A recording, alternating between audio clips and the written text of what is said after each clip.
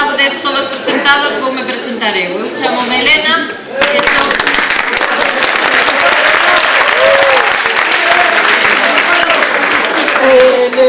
son a que estou ao cargo desta organización na que traballamos moitísimas personas. Se non conto mal, debemos de ser como 16.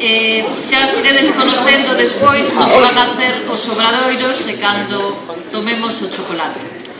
Bueno, como comentábamos, imos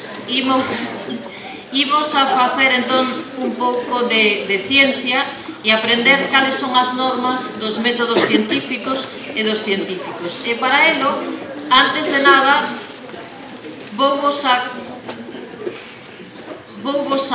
poñer un exemplo do que é o método científico. Se confundió. Inmóvil. Yo creo que se confundió. Este no es la misma. Sí que se puede. Dijo el Diego Rodríguez.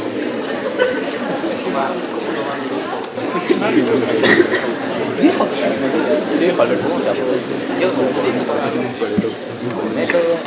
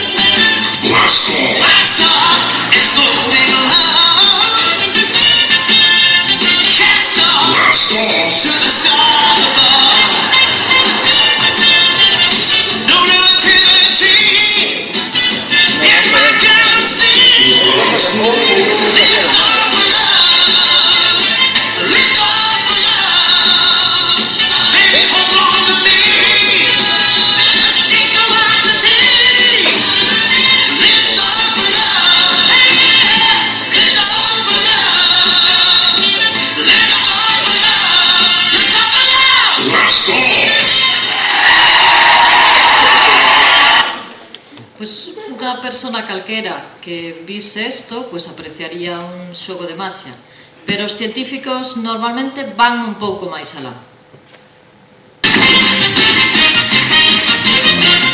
That's the way everyone else does it! This is the way we do it! We had to get these built special!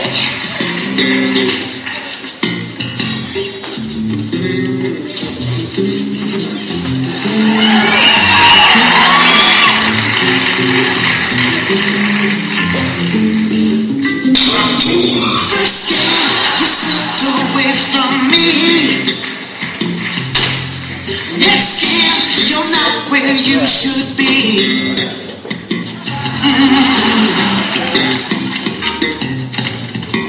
Na na na. Tractor hopped in for a while. Backdoor missed you by a mile. You look at me and laugh. All I saw you in hell. Rip off the glove. Rip off the glove. Rip off the glove. Ain't no mystery. It's just trickery. Rip off the glove. Rip off the glove.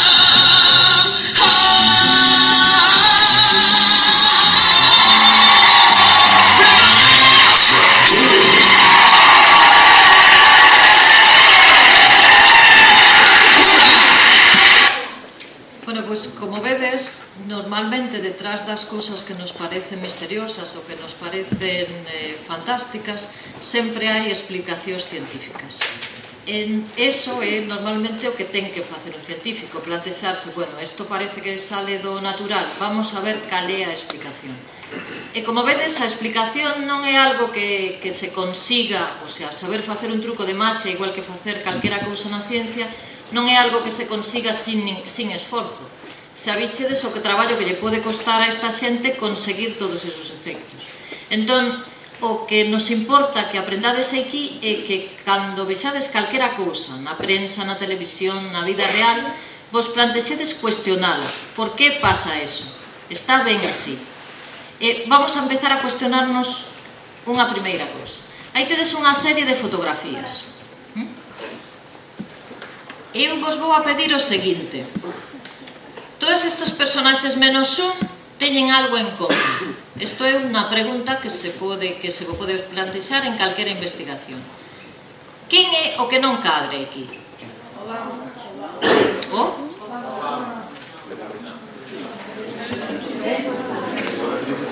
Por que non cadra Obama? Por que é negro? Por que? Por que non cuadra, dice. Parece que Obama non ten moitos votos.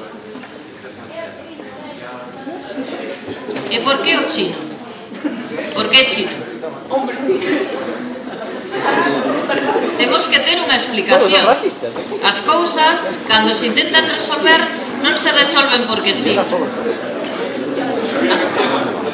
Gabriel García Márquez. Alguén cree que Gabriel García Márquez? Sí. E que é o que teñen os demais en común? Que teñen o Nobel. Vale, Barack Obama ten o Nobel da Paz, Rigoberta Menchú ten o Nobel da Paz, Marie Curie o Nobel de Química, Nelson Mandela o Nobel da Paz, Alexander Fleming o Nobel de Medicina e García Márquez o Nobel de Literatura. Que lle pasa a Terence Tao? Que non tiene Nobel. Pois Terence Tao é matemático. Hai premio Nobel en matemáticas? Non. Non hai premio Nobel en matemáticas. Este era o que non cuadraba.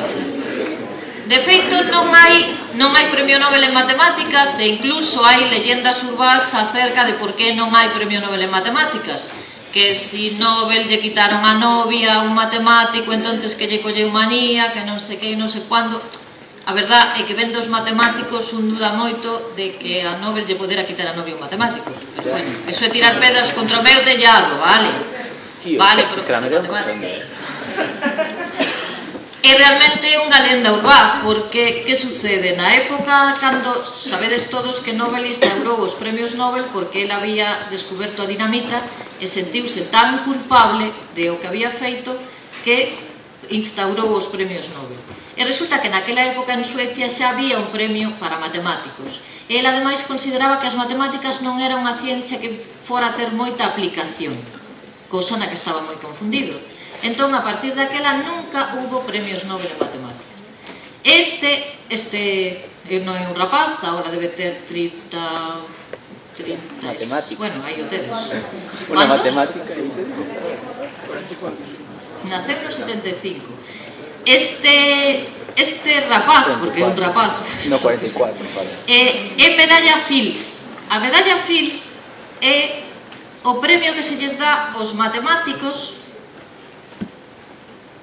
o premio que se lles dá aos matemáticos en vez de o premio Nobel. É un premio que se dá cada 4 anos, é un premio que se lles dá solamente a matemáticos que non teñan cumplidos os 40 anos.